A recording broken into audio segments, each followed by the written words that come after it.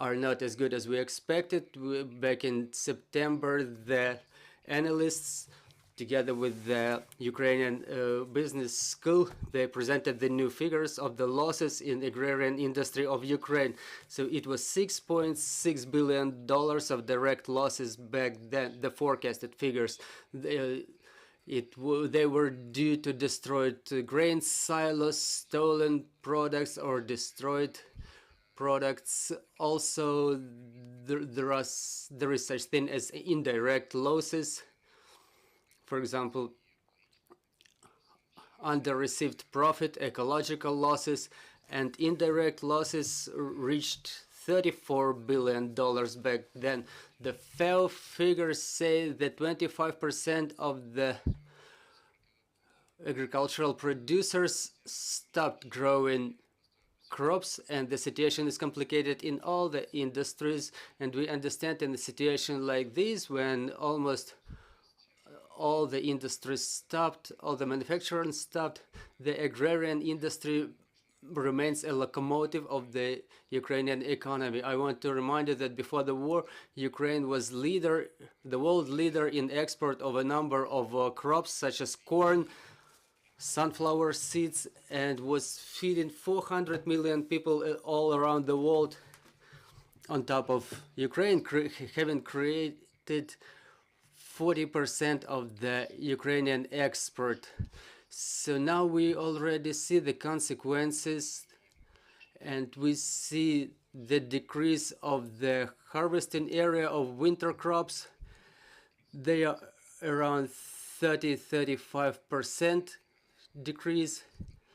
Every day is difficult, but we think our agrarians, they are heroes. They continue working no matter the daily bombardments, no matter all the complications of the logistics or mined fields.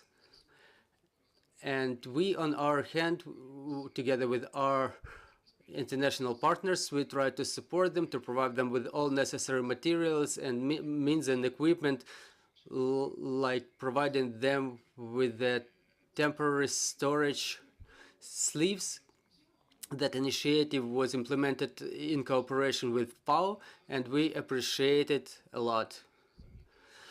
We have to understand that without international support, it would be very difficult today, and we feel that now we stand united in this fight. We're not alone. Apart from the targeted support, as with the sleeves for grain storage, the analytic work is very important, which is also supported by our international partners, because it's another instrument for taking useful and weighted decisions for future, and understanding how stressful is the situation for Ukrainian economy now. We don't have a space for mistake, so we need this data today a lot. So once again, I want to thank our international partners and our Ukrainian agrarians, who, no matter all the threats, they continue working, and the research will become a necessary instrument for taking further decisions and compensations when we will be paid reparations. Mr. Denis, now that we're having this online format, we won't be able to communicate with all of you to ask all the questions that you ask. So let's take a couple of questions from the studio, and this is how we will work with all the guests. If there are any questions, please let us know. Good morning, Anastasia Kravchenko, Ukrinform. I have a question regarding the sowing campaign in spring. Does the Ministry of Agriculture have any forecast? How much are we going to be able to sow? We see the situation now is very dynamic, so it's very difficult to make any precise forecast. We understand it will be difficult due to three main issues: the deficit of the seeds, the deficit of turnover costs, and the deficit of electric power. So those are the three main factors which will impact the sowing campaign. But in cooperation with our international partners, we try to minimize those risks existing today. The day before yesterday, there was a visit of our team to the France, where we agreed to procure seeds, and we continue working with other donors in these fields. And together with FAO, we are about to implement this program shortly. There's also need for generators in the industry. About 1,000 generators are required. We understand all the risks, and I think that we will make it because there is no other option for us. Thank you. Thank you, Mr. Denis. So let's proceed to our next speaker. It should be Pierre Vauthier, the head of our office in Ukraine. We're asking our technical team to switch. I'm reminding you we had to speak offline in this studio, but due to the missile strike, this is how we communicate now. Okay, we're seeing our guest. Good morning, Mr. Pierre. Thank you for joining us. Thank you for finding this opportunity to get in touch with you. Please, can you say a few words about the situation, about your reserve? Okay, so thank you very much, Dziękuję. I will have to speak in English. I apologize, my Ukrainian is basic. Okay. So I will be very brief today. As you know, I will just remind a bit what FAO is doing in the country.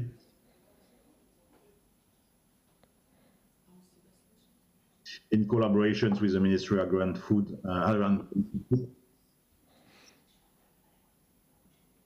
Please continue. So 4 points are important. The first one is the assistance we.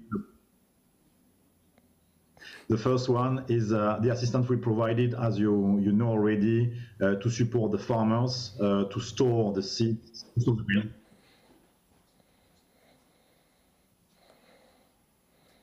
So we provided 6 million tons of grain storage capacity in 2022.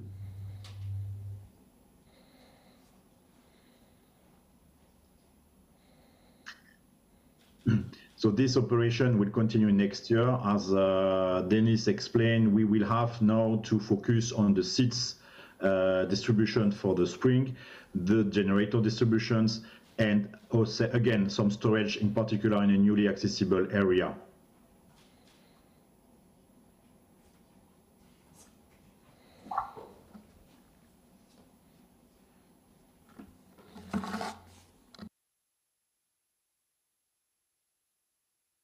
This is important for the continuity of the economy of Ukraine, but also for the global food security for 2023.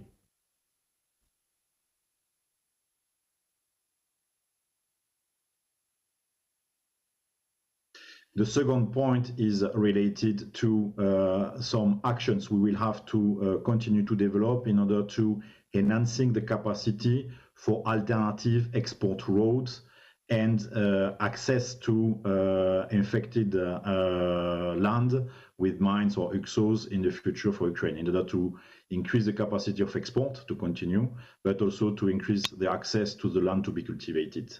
This is second.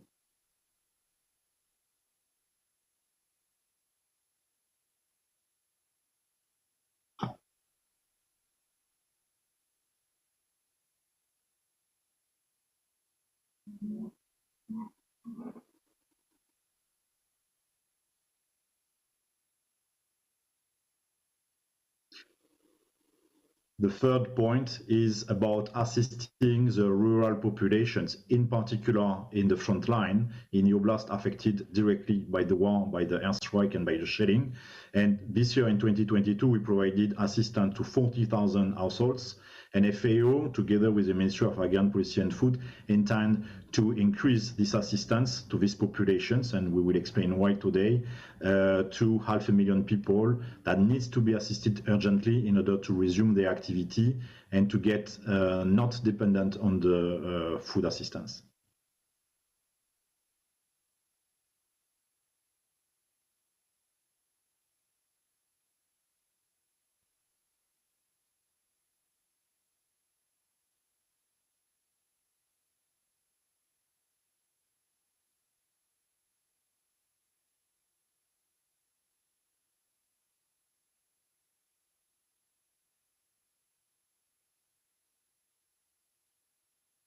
And this is very important because the rural populations that you know well are really in the front line. They're not receiving necessarily the assistance because they are not commercial farmers then from the normal system of support to farmers.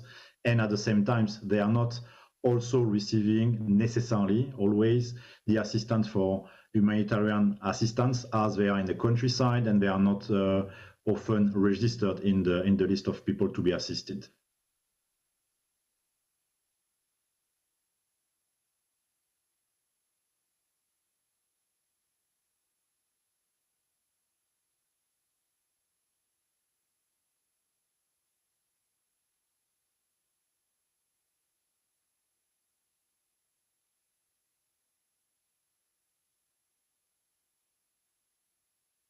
And we do believe that these populations, composed in particular of elder people, needs to be assisted with specific assistance in order to help them to resume their agricultural activities. And that's bringing to me my 4 points I will explain.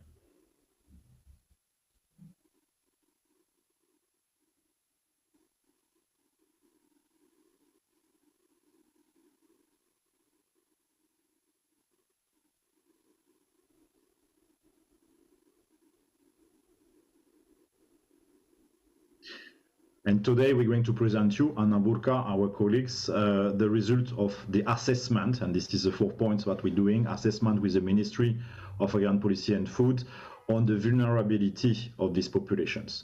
And we are very concerned in FAO as this population in the countryside has been seriously affected by the war and the situation is worsening at the moment. But Anna Burka, our specialist in food security and analysis, is going to present you in details the assessment we did in October, directly interviewing the beneficiaries, the households in the country. So we did an interview for all the national level with 5,300 households directly interviewed. And she's going to present you the result to explain why we need to assist and what is the vulnerability of this population and how we can solve the problem. Any questions? Окей. Я тоді запрошую, дякую пане П'єре, я тоді запрошую нашого наступного спікера підключити нашу технічну команду. Це Анна Бурка, провідна аналітикиня з досліджень ФАО в Україні, яка, якщо я не сказала, і нам і презентує більш детальні цей звіт. Now we will proceed to our next speaker, Anna Burka, who will present the research in detail. The research Mr. Paul mentioned, Mr. Pierre mentioned, I'm sorry. Good morning, everybody. As I was already introduced, my name is Anna Burka, and I'm doing the analytics for FAO. I would like to present the key results of our research. The purpose of our study was to assess the influence of war in the rural areas, to see the structure of change of the income in the rural areas, how did the manufacture, the production change, and how did the spending change for homes. I would like to mention that this study is just a component of the big study, which is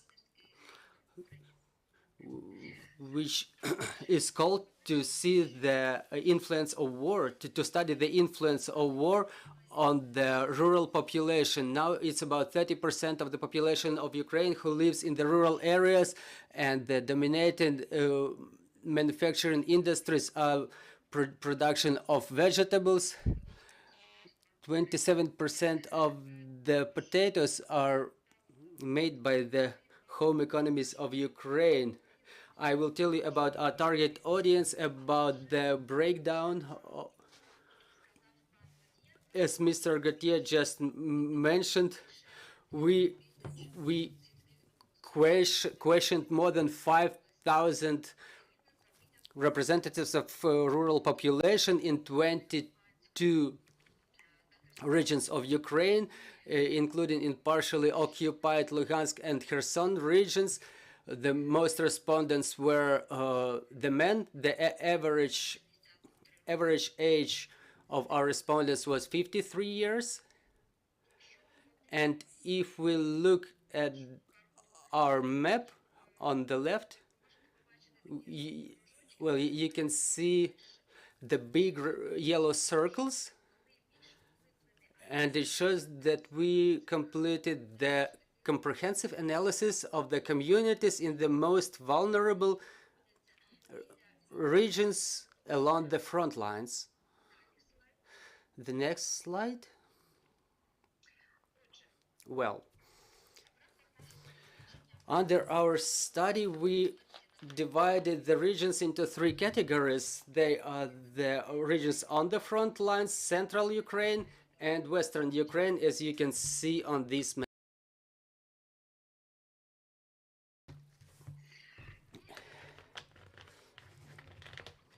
And now we will be talking about the influence of the war on the income of the population in rural areas. I would like to emphasize that the majority of the homes, they rely on certain sources of income.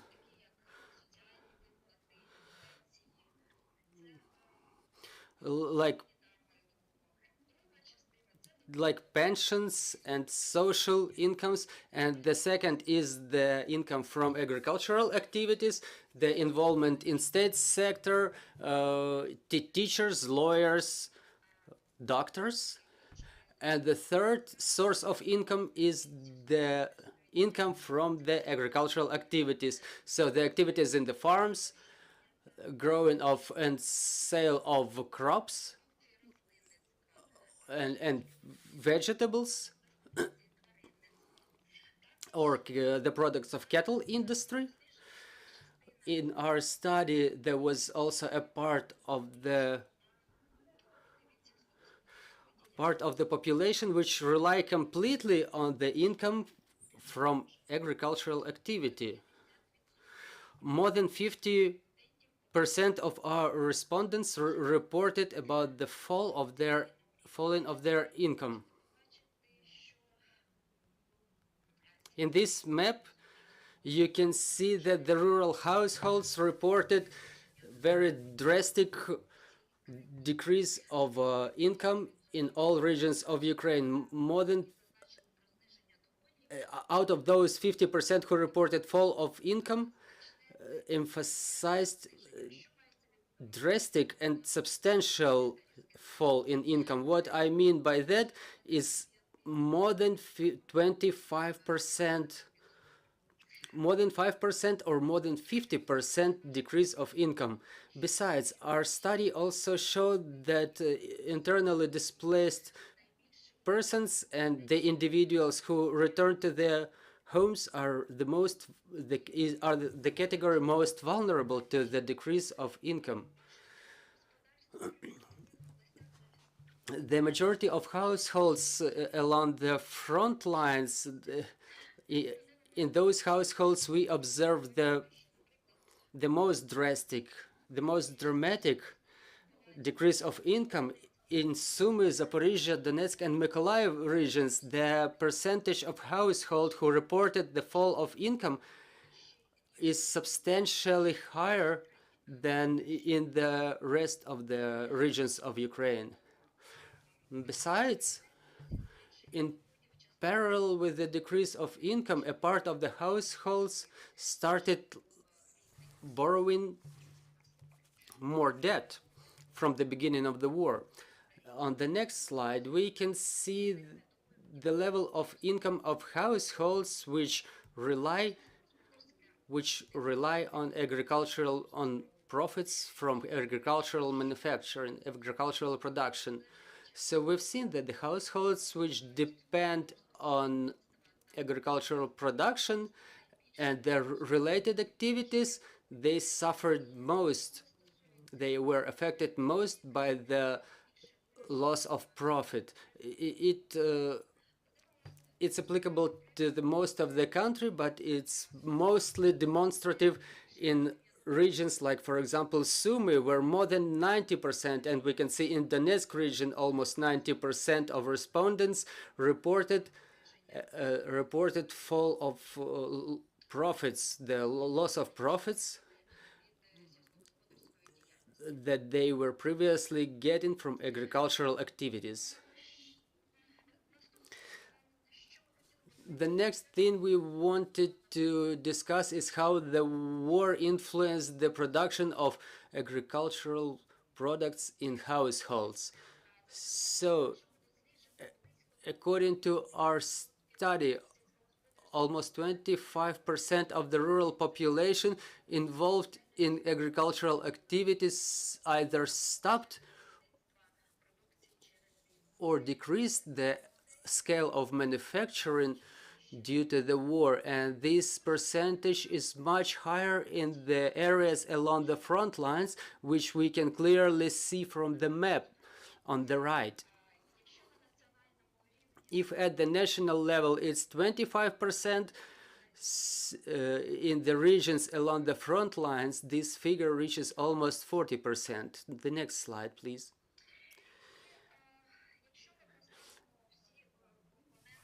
And if we put all the components or elements that we researched in one map, in one slide, we will be able to see that the dramatic or substantial fall of income was due to the decrease of the scale of manufacturing, which in its turn was due to the reduction of the internal costs of manufacturing of agricultural production in cattle industry and crops growing. Also, according to the estimates as of September, in the households, the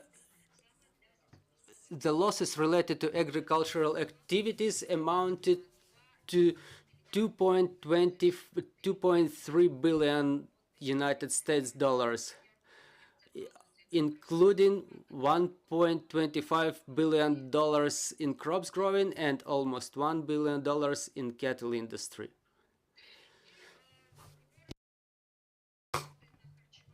And let's discuss the expenditures for food products and how it changed during the last months of war. According to our study, the majority of the households rely on their own food production. However, at the same time, a substantial percentage of the households reported markets and general stores as the main sources of food procurement. So we see also that in the front line, substantial source of food is humanitarian aid. Many respondents also emphasize that they spend more than 50% of their income specifically for food products. What's of most concern is the fact that in the regions along the front lines, more than 20% of the households reported that they spent more than 75% of their income for food products.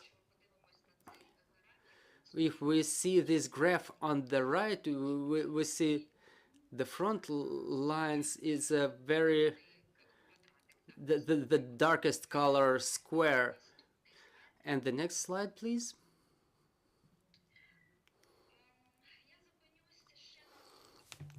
I will stop at one issue is the strategies of overcoming the crisis. The strategies of overcoming the crisis are those used for solution of some problems that some solutions that we would not have applied in our regular lives. So there are three of them: stress strategies, crisis strategies, and the way we call them, the emergency strategies. The stress strategies include such strategies when people start selling their property, like furnitures or TV sets, radios, other appliances, something that we can report as property. Another way is when people start borrowing money to cover their basic needs, such as food, medical services, access to dwelling. And as to the crisis strategies, those are the strategies when people start selling their manufacturing assets, their production assets. They reduce the costs for procurement of mineral fertilizers, veterinary services, and fodder for animals. And the strategy most complicated for the people is when they use the emergency strategies. That's, for example, when the people start selling their land plots, their homes, their real estate, or sells the last reproductive cattle. If we check this graph, we see that on the national level, about 40% of the households already started using the crisis strategies. At the same time, we see that there is a large percentage of the households who did not resort to any strategies. What's of the most concern, though, is that in the regions along the front lines, the percentage of the households is pretty high among those who use the crisis strategies and emergency strategies. If we see the graph on the left, the regions along the front lines, 6% of the households there started resorting to the emergency strategies. Talking about the complications and the needs of the households, among their main requirements, their main needs are the cattle fodder. And if we talk about the cattle sector and talking about the crops growing, is the seeds material. About the difficulties that our households were expecting to face is the access to fuel, access to the electric power supply, to cattle fodder, and access to the seeds material. That's it for me now. I would maybe we may ask you some questions. Yes, sure. If possible. Oh yeah, we're seeing you now, Miss Anna. We're seeing the situation is developing. It's developing dynamically. The dynamics is negative. So the question is as follows: when are we going to see the bottom? What will it mean for Ukraine, for the agrarian sector, for people who live in rural areas, and what will it mean for food security of both Ukraine and the world? Well, it's a complicated question because, as you mentioned correctly, the situation is changing very rapidly, and I would not be probably able to forecast when we see the bottom and how the war will further influence it. We can say that the internal cost of the agricultural products will grow, and both our households and agricultural businesses will feel it difficult within the next seasons. And obviously, I would not like to give you some pessimistic forecast, but as to the study of the losses suffered by the households, the Ministry of Agrarian Policy showed their figures, but as you mentioned correctly, the situation is very dynamic and those figures will most likely grow.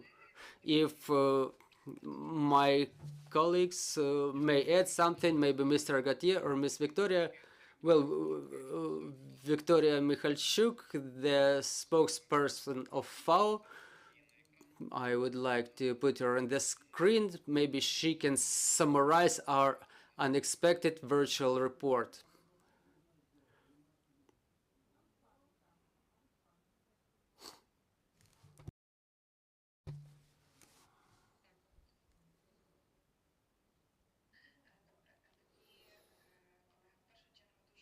Well, dear colleagues, first of all, I want to thank Ukrinform and Ukraine Media Center.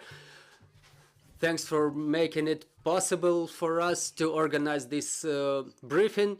To summarize, I would like to say that the results of the study are not as good as we expected. FAO helped more than 5,000 households who reside in the rural areas, and within the next week we will provide more aid to them, more support to them. I would like to add some positive things that yes, we may see the bottom soon, but we hope not to see it, and the international community takes all reasonable efforts so we don't see the bottom.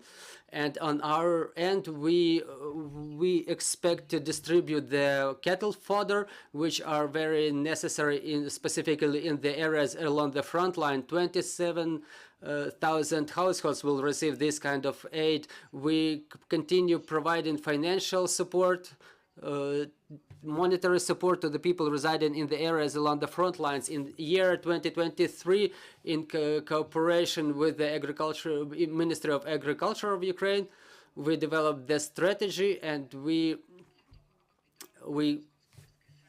finish our previous program. FAO needs $205 million to support Ukrainian agricultural sector. We need $100 million to support 500,000 households who reside in the areas along the front lines, so they cover their basic needs for food and they can continue agricultural productions. We hope a lot that the situation will change to the better. So I would like to finish our summary with a positive note. So we hope for the best. If anybody has any questions, please go ahead. If not, I would like to thank Ms. Rina for summarizing. We were talking to the Ministry of Agricultural Policy and the organization called FAO, which is a United Nations organization. We were talking about the food security in Ukraine and abroad. Our next briefing is at 12:30. See you shortly.